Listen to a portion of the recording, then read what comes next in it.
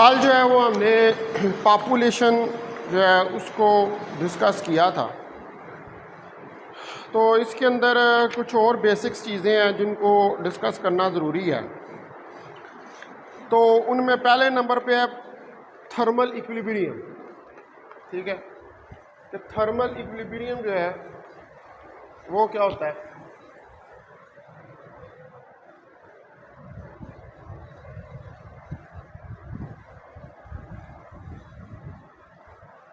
तो अगर थर्मोडायनामिक्स की रूह से बात करें तो थर्मल इक्विलिब्रियम जो है बस बेसिकली ये है कि तमाम सिस्टम जो है वो एक ही टेम्परेचर के ऊपर हो। इक्विलिब्रियम का यही मतलब होता है, केमिकल हो चाहे मैकेनिकल हो। ठीक है, कि टेम्परेचर के केस में तमाम ऑब्जेक्ट्स या जो भी सिस्टम है वो आपका एक ही टेम्परेचर पे हो तो हम कहते हैं कि ये थर्मल इक्विलिब्रियम। अब यहाँ पर हमने इस थर्मल इक्विलिब्रियम की बात जो है वो करनी है in the case of atoms, क्योंकि जब आप लेजिंग या लेज़र के साथ डील कर रहे हैं तो बेसिकली क्या है, you are dealing with atoms. आप एटम्स के साथ जो है वो डील कर रहे हैं। तो हमने देख रहा है कि ये जो एटम्स हैं इनके जो एनर्जी लेवल्स हैं या इनकी जो एनर्जी स्टेट्स हैं उन पर टेम्परेचर का इफ़ेक्ट जो है वो क्या होता है। ठीक है, इस चीज़ को हमने ज़रा डिस्कस करके देखना है। तो अगर थर्मल इक्विलिब्रियम हो यानी कि सिस्टम जो है वो थर्मल इक्विलिब्रियम के ऊपर हो तो एट थर्मल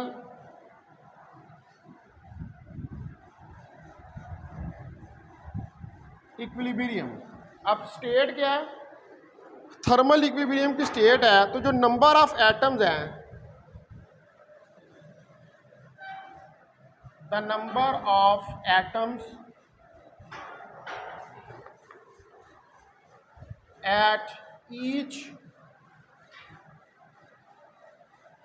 एनर्जी लेवल, हर एनर्जी लेवल के अंदर जो नंबर ऑफ एटम्स आपके पास हैं वो क्या करेंगे, वो डिक्रीज करेंगे, decreases with the increase of energy levels.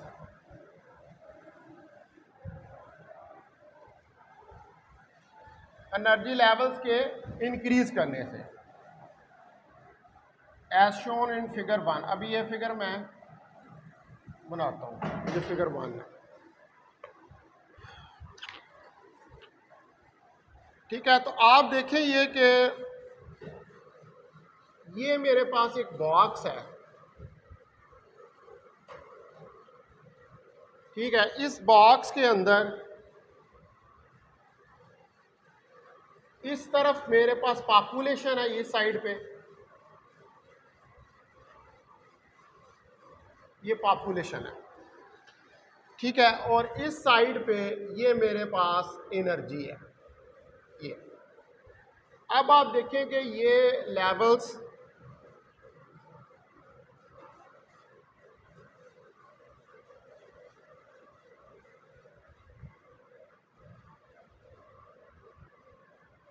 ये आपके पास लेवल्स आ रहे हैं।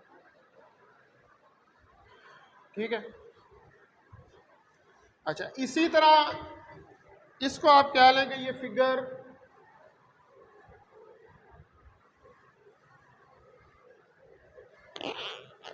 1 है और ये फिगर 1 बेसिकली क्या रिप्रेजेंट कर रही है? ये कर रही है relative population of energy levels, relative population of energy levels. जो एनर्जी लेवल्स हैं उनकी रिलेटिव पॉपुलेशन को डिस्क्राइब कर रही है as a function of energy, as a function of energy, energy के फंक्शन के तौर पर अबव ग्राउंड स्टेट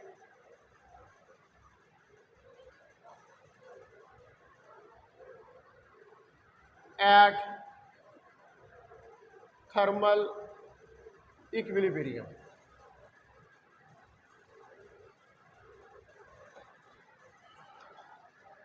ठीक है, पॉपुलेशन और एनर्जी। तो हमने ये किया है कि जो नंबर ऑफ एटम्स हैं हर एनर्जी लेवल के अंदर, ये डिक्रीज करते हैं with increase of energy level. आपके जितने ज़्यादा नंबर ऑफ एनर्जी लेवल बढ़ते जाएंगे उतना ही नंबर का एटम्स डिक्रीज होता जाएगा। क्यों? उसकी वजह के लेवल्स ज़्यादा है, इलेक्ट्रॉन कम है। अब आप एक इलाके में आबादी कम हो और घर बहुत ज़्यादा बना दें, तो फिर आप उन बंदों को उन घरों के अंदर किस तरह डिस्ट्रीब्यूट करेंगे? यानी कि अगर आबादी ज़्यादा थी, ठीक है, घर कम थे, तो फिर हर घर में 10-10, 12-12 बंदे आएंगे। लेकिन अगर आबादी कम हो जाए और घर ज़्यादा हो जाए तो उनमें 1, 2 या 3 बंदे जो हैं वो आए। तो यही सिचुएशन जो है वो यहाँ पर चल रही है। जितने ज़्यादा नंबर ऑफ एनर्जी लेवल्स बढ़ते जाएंगे, एटम्स की पॉपुलेशन उन एनर्जी लेवल्स के अंदर कम होती जाएगी, डिक्रीज होती जाएगी। ठीक है, तो ये ग्राफ भी हमने इसी के लिए बुलाया है। ये पॉपुलेशन आप देखिए, जूं जूं एनर्जी ऊपर जा रही है पॉपुलेशन कम होती जा रही है। ठीक है, अच्छा जी, अब अगर हम ये कहें कि 2 एनर्जी लेवल कंसिडर करें, consider 2 energy levels, 2 energy levels consider करें, E1 and E2 as shown in figure 2, जिनको कि फिगर 2 में दिखाया गया। तो फिगर 2 मैं बनाता हूं पहले। यहां पर ये देखिए, ये बॉक्स है, इस बॉक्स के अंदर आपके पास इस तरफ ये जो है ये एनर्जी है, ठीक है, और इस तरफ जो है ये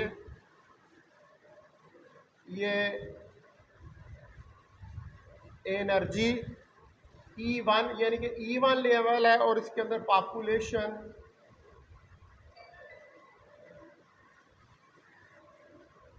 N1 है। ठीक है, इसी तरह ये लेवल 1 है तो ऊपर ये लेवल 2 है, क्योंकि हमने 2 लेवल कंसिडर किए हैं। इसकी एनर्जी E2 है और पॉपुलेशन N2 है। ठीक है, ये तो आपके पास है, ये 2 एनर्जी लेवल सिस्टम है, ये figure 2।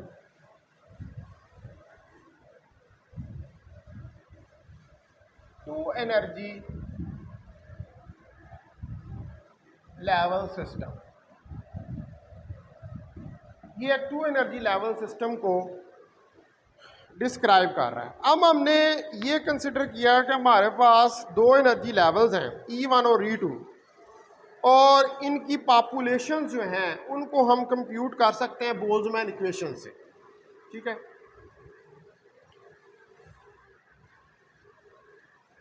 Their population can be calculated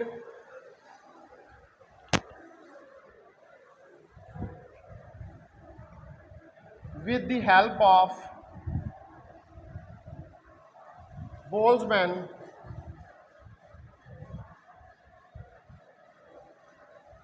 equation। और बोल्ट्जमैन इक्वेशन जो है उसकी मदद से इनकी पॉपुलेशन जो है उसको कैलकुलेट किया जा सकता है। तो लिहाजा हमारे पास 10 N1 e⁻⁻E1 ओवर kT, ये इक्वेशन आप पढ़ चुके हैं। इसको क्या दें, ये इक्वेशन नंबर 1। ठीक है, फिर n2 e की power minus E2 over KT, ये इक्वेशन नंबर 2 है। अब जो रेशियो है पॉपुलेशन की इन दीज टू स्टेट्स, ठीक है,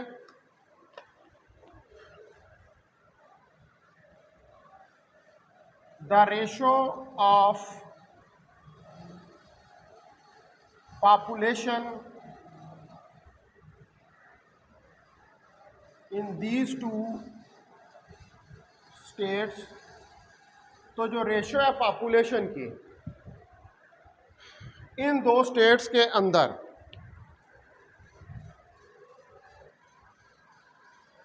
n2 over n1 is called the relative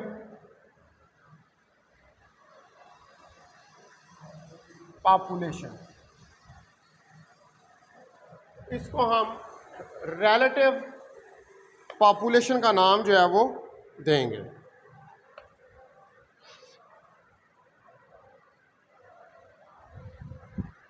ठीक है, n2 और n, ये क्या है कि लिया, ये आपने रेशो लिया है दोनों की, तो फिर ये कि आपके पास क्या आ जाएगा, इट इज गिवन बाय, अब n2 और n1 की आपने ये वैल्यूज रखी हुई हैं 1 और 2 के अंदर, इसको इसके अंदर सब्स्टिट्यूट कर दें तो ये आ जाएगा n2 over n1 is equal to e की power minus E2 over KT divide by e की power minus E1 over KT। अब उस टर्म को जो नीचे वाली है उसको ऊपर ले जाएं, ऊपर लेके जाएंगे तो ये बन जाएगी n2 over n1 is equal to e की power minus E2 minus E1 over KT। इसको कह दें कि ये इक्वेशन नंबर 3 जो है वो आपके पास आ गई है। तो इस इक्वेशन 3 को हम राइट कर सकते हैं, equation 3 can be written as, ये जो इक्वेशन 3 है इसको आप राइट डाउन कर सकते हैं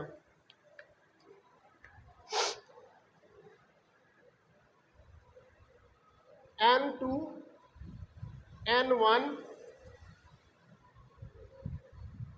e की power minus delta E over KT, ये भी लिख सकते हैं इसको आप कह दें ये इक्वेशन नंबर 4।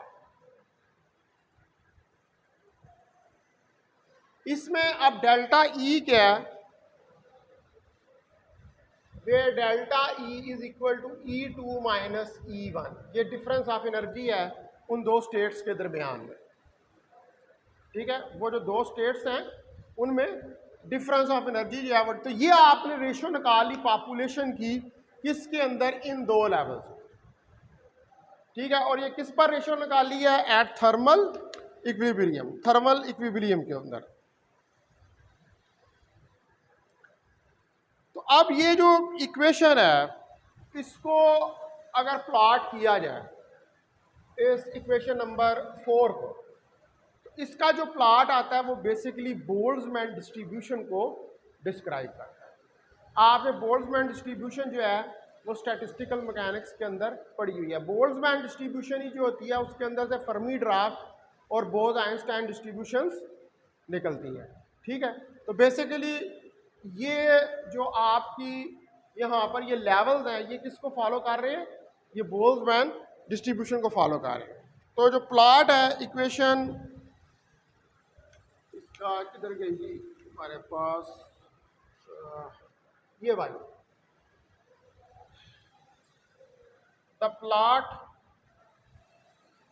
ऑफ इक्वेशन 4, तो ये जो प्लॉट है इक्वेशन 4 का is known as Boltzmann distribution।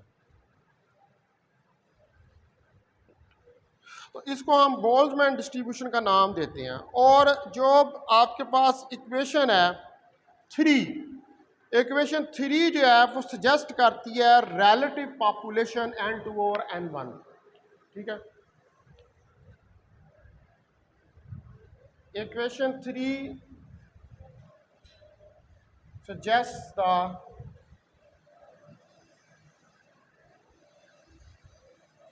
relative population E2/E1, oh sorry, n2/n1।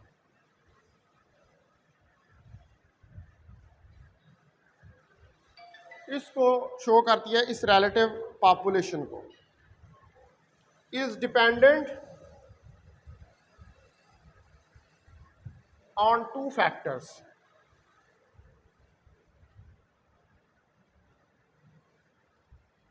और ये डिपेंडेंट होती है किसके ऊपर? 2 फैक्टर्स के ऊपर। अब वो 2 फैक्टर्स कौन कौन से हैं उनको हम डिस्कस करते हैं। पहला नंबर, द एनर्जी डिफरेंस। पहले नंबर पे एनर्जी डिफरेंस है delta E is equal to E2 minus E1। और दूसरा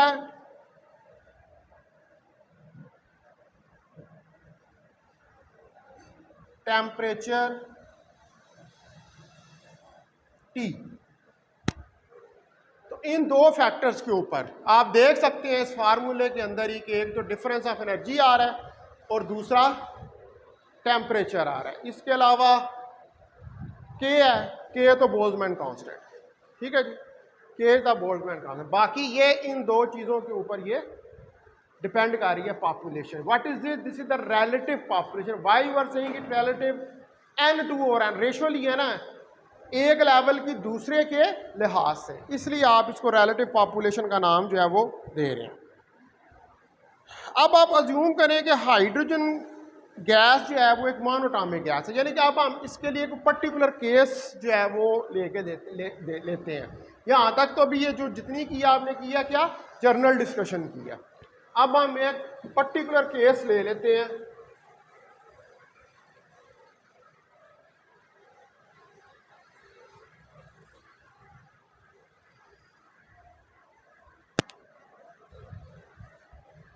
अब आप कंसिडर करें कि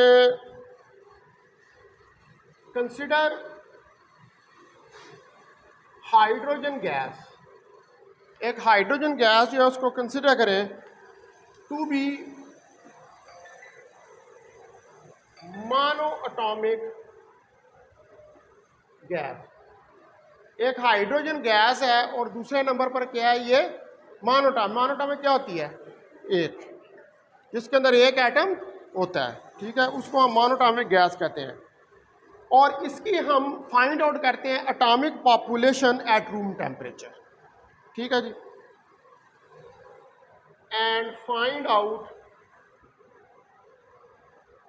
the atomic population at the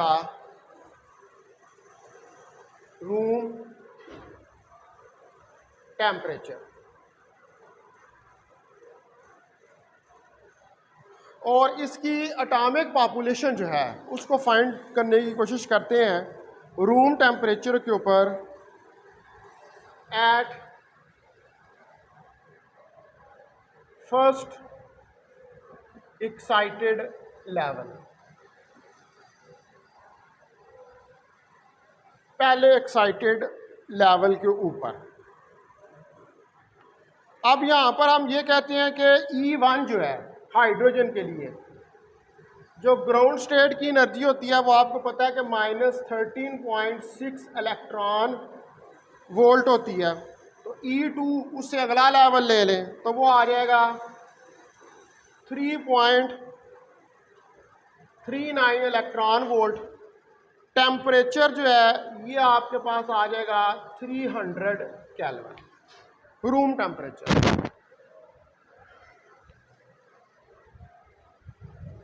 ठीक है जी। तो रूम टेम्परेचर आपको पता है कि इतना ही होता है 300 केल्विन के अबाउट। ठीक है, हमने अब इसकी क्या करनी है, फाइंड पॉपुलेशन फाइंड करनी है। तो पहले डेल्टा ई फाइंड करें। तो डेल्टा ई आपके पास E2 माइनस E1 के बराबर है। तो ये क्या आ जाएगा, E2 आपके पास कितनी है, -3.39 और -13.6 इलेक्ट्रॉन वोल्ट। ठीक है जी, यही है। तो इसको सॉल्व करेंगे तो ये क्या आ जाएगा, delta E is equal to 10.21 electron volt. ये डिफरेंस ऑफ एनर्जी जो है दो लेवल्स के दरमियान में निकल आए। अब डेल्टा ई को फाइंड कर लिया। नो नेक्स्ट टास्क ये है कि के टी को फाइंड करना है।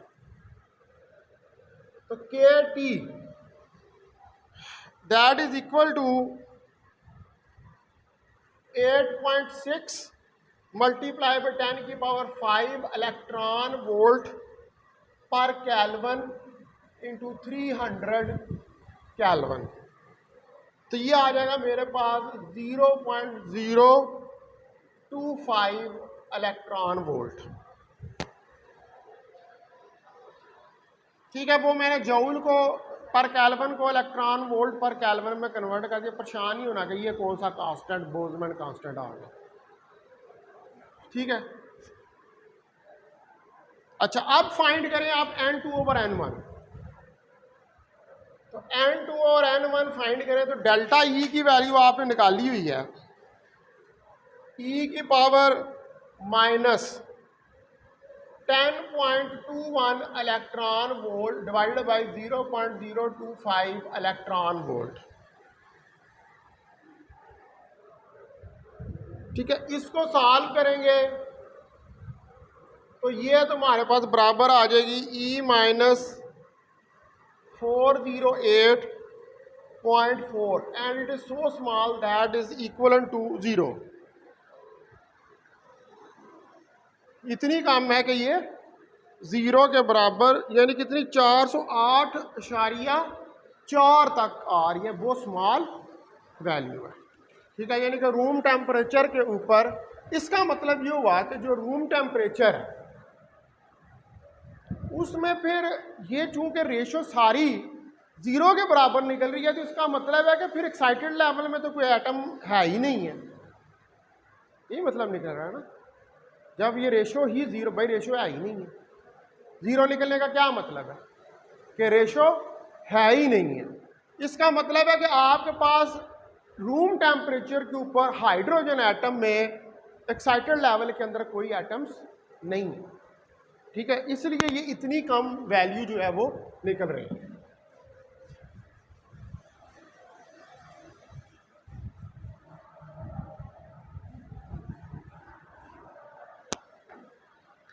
तो हम यहां पर ये कह सकते हैं कि it means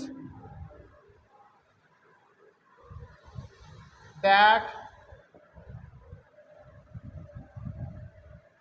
eight room temperature, कि जो रूम टेम्परेचर है, all atoms are in ground state. ये सारे एटम्स जो हैं वो ग्राउंड स्टेट के अंदर है। अब अगर टेम्परेचर को हम रेज करते हैं और जो हम कैसा वो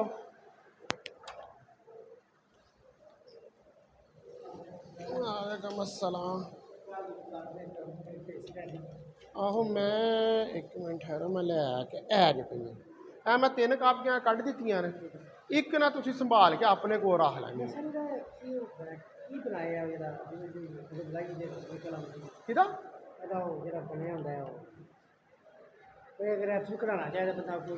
ईमेल एड्रैस वो मैं तुहानू भेज देंगा, मैं तुहानू लिख देंगा। ठीक है ना, लिख देंगे। एक मैं साफ पेज तो कड्डी है जी इस्तेमाल करनी, बाकी दो एक ना संभाल के कोल रख ली।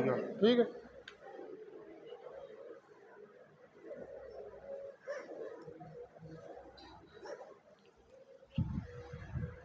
अच्छा अब अगर टेम्परेचर जो है इसको 6000 केल्विन तक आप रेज कर दें, इफ टेम्परेचर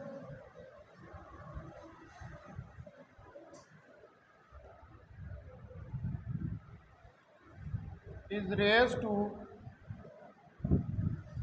6000 केल्विन, अगर टेम्परेचर जो है अब पहले रूम टेम्परेचर पे था, अब किधर ले गए 300 केल्विन से उठाकर 6000 केल्विन के ऊपर, तो फिर आपके पास जो N2/N1 है, अब आप KT कैलकुलेट कर सकते हैं 6000 के मुताबिक। ठीक है, एनर्जी का डिफरेंस तो हाइड्रोजन एटम के लिए वही रहना है। KT को कैलकुलेट कर लेंगे तो यह आ जाएगा E 10.21 divided by 0.516, that is equal to E की power 19.19, that is equal to 2.5 10 की पावर -9। अब आप इसको देख के ये समझ सकते हैं कि इस वैल्यू और उस वैल्यू में कितना फर्क है। वो किस में आ रही थी 408.4 और ये आ रही है -99 में, बहुत फर्क। ठीक है, यानी कि जब आपने इसका टेम्परेचर इंक्रीज किया तो अब आपके पास एटम्स जो हैं वो एक्साइटेड लेवल के अंदर जाएंगे। ठीक है, तो इसका मतलब अब हम इससे ये कंक्लूजन फाइंड करते हैं, वी दस फाइंड, अब यहां से हमें ये कंक्लूजन मिलता है दैट द मटीरियल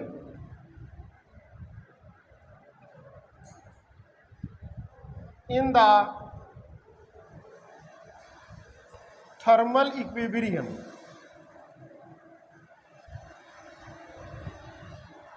कि आपके पास जो मटेरियल है थर्मल इक्विलिब्रियम के अंदर मोर एटम्स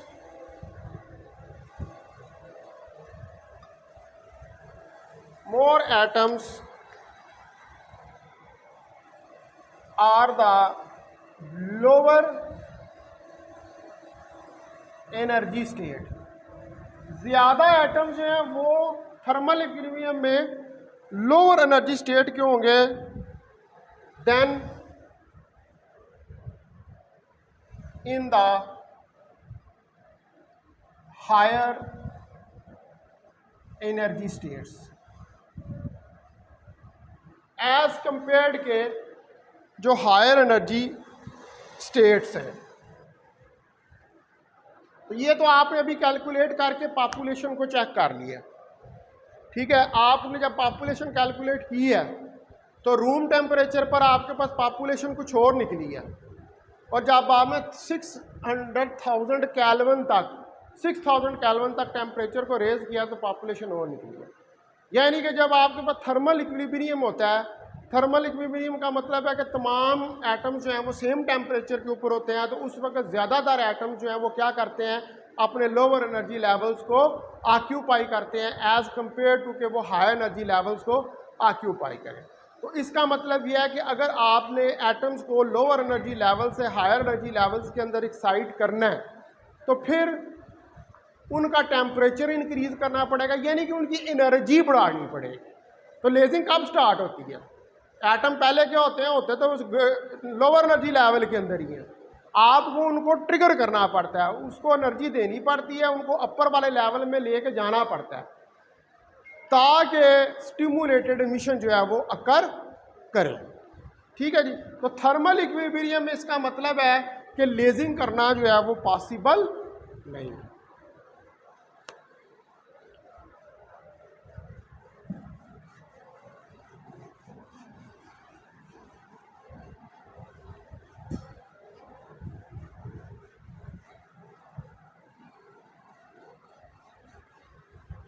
अच्छा नो नेक्स्ट, अब आप देखें कि यहाँ तक हमें बात समझ आ गई कि रूम टेम्परेचर पर तो ज़्यादा जो है वो लोअर एनर्जी स्टेट में होते हैं। अब इस किस्म की जो डिस्ट्रीब्यूशन होती है एटम्स की, वी कॉल सच डिस्ट्रीब्यूशन, इस तरह की जो डिस्ट्रीब्यूशन है एटम्स की of atoms as normal distribution.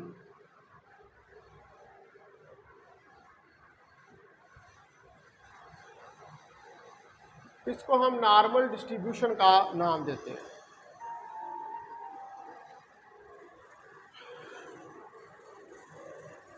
अच्छा, जब थर्मल कोलिजन्स होते हैं तो थर्मल कोलिजन जो हैं उस केस में क्या होता है कि थर्मल कोलिजन यानी कि ऑब्वियसली आप जिस जगह पर एटम्स जो हैं वो पड़े हुए हैं वो वाइब्रेट कर रहे हैं अपनी मीन पोजीशन के अबाउट, उनकी काइनेटिक एनर्जी है।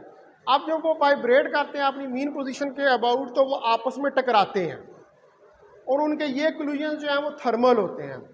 क्यों उनके ये कोलिजन थर्मल होते हैं? क्योंकि जब वो आपस में टकरा रहे हैं तो वो आपस में एक दूसरे को एनर्जी इम्पर्ट कर रहे हैं, एनर्जी दे रहे हैं, और जब वो एनर्जी दे रहे हैं तो उनके आपस में टकराने की वजह से काइनेटिक एनर्जी उनकी इंक्रीज होती है। तो जब काइनेटिक एनर्जी इंक्रीज होती है तो काइनेटिक एनर्जी के इंक्रीज होने से टेम्परेचर भी इंक्रीज होता है। तो इसलिए हम कहते हैं कि ये एटम्स जब टकरा रहे हैं तो इनके टकराने की वजह से थर्मल कोलिजन्स जो है वो अकर कर रहे हैं। अब इन थर्मल कोलिजन्स की वजह से जो लोअर स्टेट के एटम्स हैं उनके पास एक्स्ट्रा एनर्जी आती है और वो एक्स्ट्रा एनर्जी लेकर अपर लेवल्स के अंदर चले जाते हैं। ठीक है, तो thermal collisions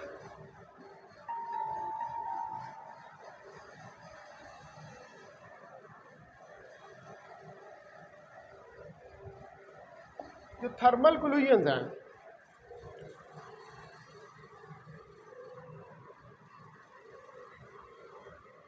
on one hand, ठीक है जी, एक हाथ पे जो thermal make some atoms jump, make some atoms to jump, इनकी वजह से कुछ एटम्स जो हैं वो जंप कर जाते हैं। ठीक है, कुछ एटम जंप कर जाते हैं कहाँ पर? Into higher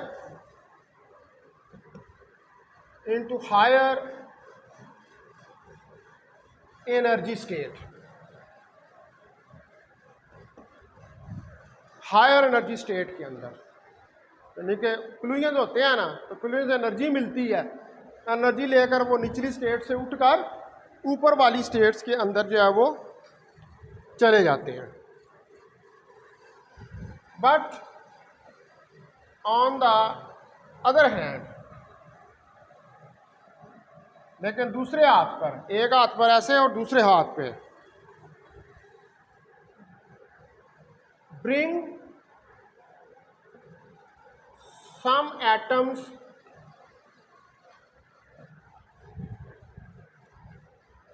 down to lower energy state.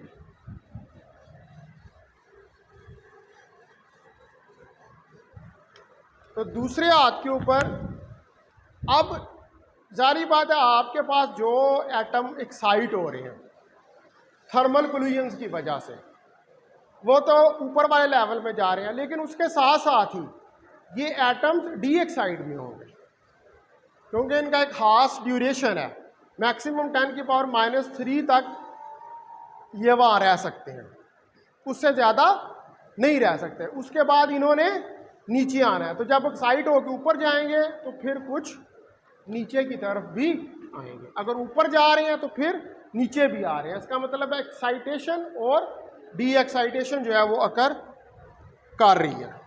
तो इसका मतलब है कि ऑन द होल जो बोल्ट्जमैन डिस्ट्रीब्यूशन है वो मेंटेन रहती है। ठीक है, जितने ऊपर गए उतने ही कुछ नीचे भी आ गए, तो बोल्ट्जमैन डिस्ट्रीब्यूशन पे वो मेंटेन रहती है। On the whole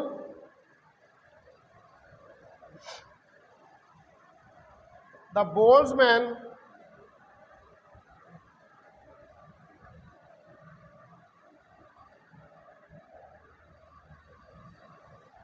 distribution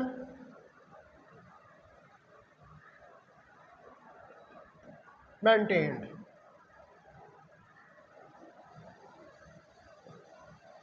on the whole Boltzmann distribution जो है वो मेंटेन्ड है। ये बोल्ट्जमैन डिस्ट्रीब्यूशन आप स्टैटिस्टिकल मैकेनिक्स को एक दफ़ा फिर खोल के दोबारा इसको रिवाइज कर लें कि ये क्या होती है, ठीक है। तो ये उस डिस्ट्रीब्यूशन को ये मेंटेन रहते हैं। बोल्ट्जमैन डिस्ट्रीब्यूशन क्वांटम होती है कि क्लासिकल होती है?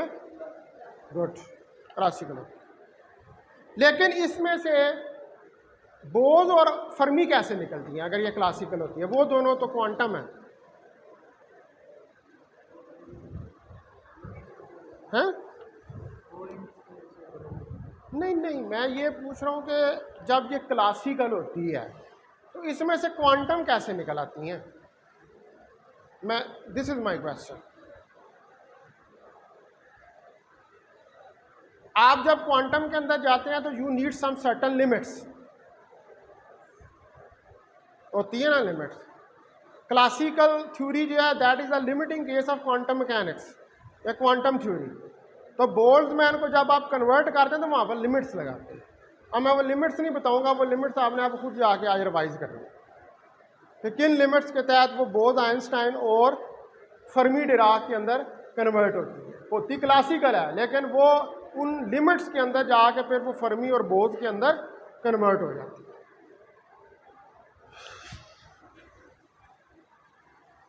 अच्छा, अब हमारे पास एक इक्वेशन थी जो हमने पॉपुलेशन की लिखी थी। अब इसको पता नहीं मैंने क्या नाम दिया था, ये n2 over n1 is equal to e की power minus e2 minus e1 over kt। ये क्या नंबर दिया था इसको हमने? 3। हाँ, ये इक्वेशन 3 जो है इसकी एक इंपॉर्टेंट इम्प्लीकेशन है। There is an important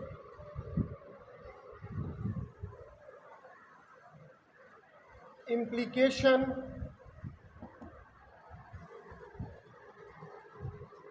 of equation 3 that we should understand, जिसका के कंसेप्ट क्लियर करना जो है वो ज़रूरी है। तो अब देखते हैं कि इसकी क्या इम्प्लीकेशन है।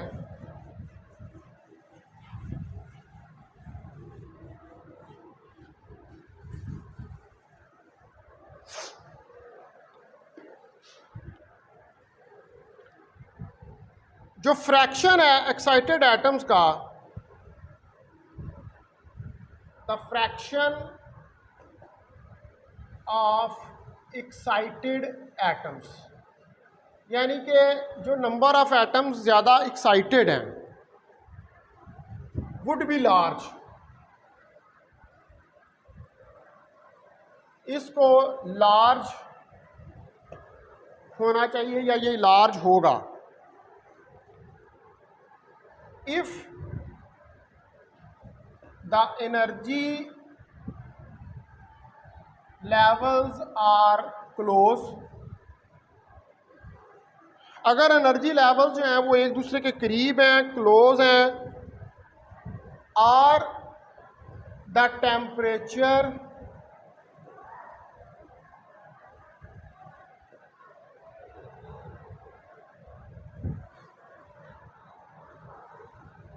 इज हाई, या टेम्परेचर जो है वो हाई है, इज वेरी हाई, बहुत हाई है। तो इस लिमिटिंग केस में, in the limiting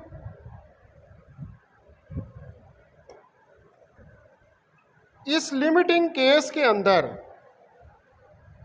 E2 minus E1 जो है दैट गोज टू 0 और वी फाइंड दैट, और हमें ये मिलता है कि N2 over N1 is equal to E की power 0 that is equal to 1, यानी कि N2 is equal to N1।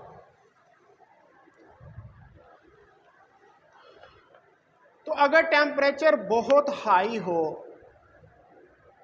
Excited atoms बहुत लार्ज हो, तो फिर तो ये डिफरेंस ही नहीं रहेगा। जब डिफरेंस ही नहीं रहेगा तो फिर रिलेटिव पॉपुलेशन किस तरह रहेगी, और रिलेटिव पॉपुलेशन ही ख़त्म हो जाएगी, यानी कि N2 N बराबर 1 के बराबर, यानी कि जो नंबर ऑफ एटम्स लेवल 1 के अंदर है वो किसकी इक्वल हो जाएंगे, नंबर ऑफ एटम्स लेवल 2 के। तो इस केस के अंदर तो फिर कोई लेजिंग जो है वो हो ही नहीं सकती। इसका मतलब है कि जब तक मटेरियल जो है वो थर्मल इक्विलिब्रियम में रहता है, यहाँ पर आप ये कह रहे हैं कि टेम्परेचर जो है वो बहुत हाई है, थर्मल इक्विलिब्रियम में नहीं है ये। जब बहुत ज़्यादा टेम्परेचर बढ़ जाता है तो ज़्यादा एटम्स किस में चले जाते हैं, एक्साइटेड स्टेट के अंदर चले जाते हैं। ठीक है, तो फिर N1 और N2 एक दूसरे के बराबर हो जाते हैं, यानी कि उनमें डिफरेंस नहीं रहता। लेकिन देयरफॉर एज लॉन्ग एज, जब तक जो है वो material, the material is in the thermal equilibrium, जब तक मटेरियल जो है वो थर्मल इक्विलिब्रियम में है, the population of higher state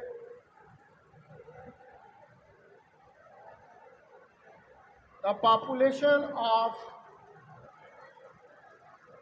higher state cannot exceed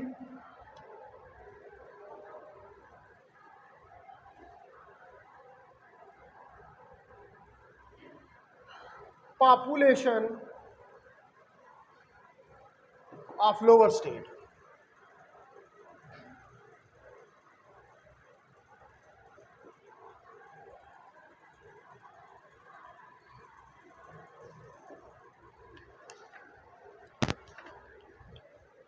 ठीक है जी, तो जब तक थर्मल इक्विलिब्रियम रहेगा तब तक पॉपुलेशन हायर लेवल की या हायर स्टेट की कभी भी ज़्यादा नहीं हो सकती है to the population of lower. ठीक है, तो यहाँ पर आपको क्या करना पड़ेगा, यहाँ पर आपको इस सूरत में अगर लेजिंग स्टार्ट करनी है थर्मल इक्विलिब्रियम पे, तो जो ग्राउंड स्टेट के अंदर लेवल हैं उनको आपको एनर्जी प्रोवाइड करनी पड़ेगी। जब तक थर्मल इक्विलिब्रियम है, आपने कोई एक्सटर्नल सोर्स से एनर्जी प्रोवाइड नहीं की है, उतनी देर तक मटेरियल के अंदर जो है वो कोई चेंज नहीं आएगी।